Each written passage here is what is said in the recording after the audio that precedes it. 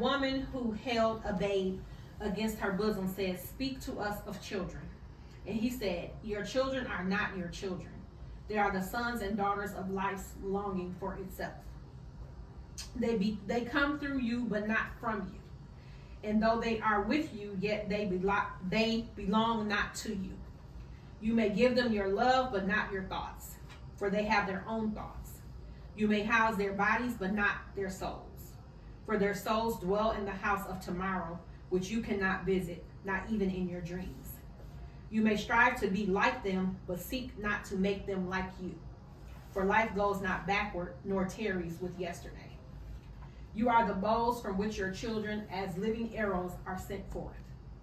The archer sees the mark upon the path of the infinite, and he bends you with his might that his arrows may go swift and far.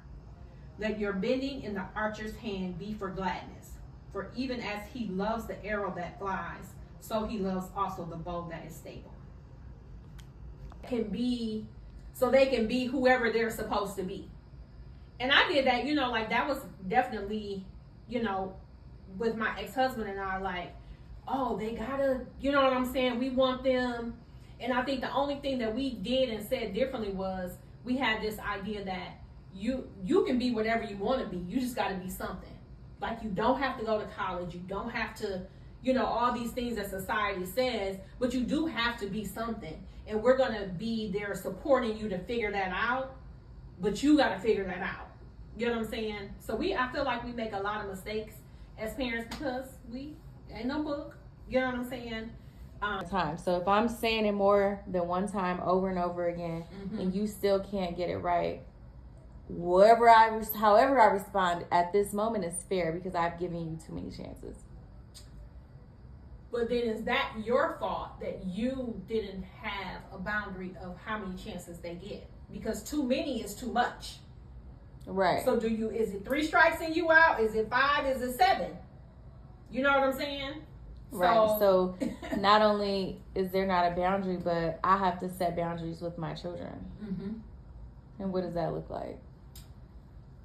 One, I think establishing what the threshold is.